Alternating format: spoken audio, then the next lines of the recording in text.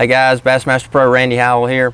Let me show you a couple of my favorite setups for throwing all these big baits. You know, if you've been paying attention to, BassEast.com and Bassmaster and all, the trend for large baits is growing every year. Every year used to, a football jig was a big bait. Now a football jig is like a finesse bait because we're throwing huge swim baits, big spoons, this big 7-inch bass tricks here, this big Ben Parker 3.5-ounce spoon that's been really hot on the Tennessee River type lakes. I mean, all these big baits, my hair jigs, my 1-ounce do it, Popeye hair jigs here, like I call them at Kentucky Lake on. All these baits need to be thrown on the right setup, because I heard so many guys losing fish lately, because if you got your normal 7-foot medium heavy or 7-foot or 7.5-foot, flipping stick, even, and it's still not big enough. I went down and had a few problems with hooking fish on a long cast, and I finally got my 8-foot flipping stick back out that I flipped with in Florida. This is the Steez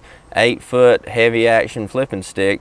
It's a super light rod. It's a top of the line rod, lifetime warranty, I'm telling you. But this rod can be used for all these big baits better than any other. This big bass trick swim bait here with this head, it's an ounce head with that big piece of plastic on it and that 3.5-ounce spoon there. I throw it on this 8-foot rod and I put it on the Tatula. This is the HD Tatula reel. This reel has a 100mm larger handle. It's got a big wide spool on it, so I can put a lot more line on it. So I'll throw these baits on 20-pound gamma fluorocarbon, and when you put 20 on, a lot of times you can't get a lot of line on a reel because of smaller spools. So this HD spool is deep and wide, so you can get a lot on it with a big power handle. So I put that on that 8-foot Steez rod. Then you can sling that big spoon out there and rip it up and let it fall, rip it up, and when that fish hits it on the fall, you can pull back and you can get that slack up fast, and you can really winch down and just wind them hard with that big handle, big power handle. So that's my setup. I tell you, I didn't lose a single fish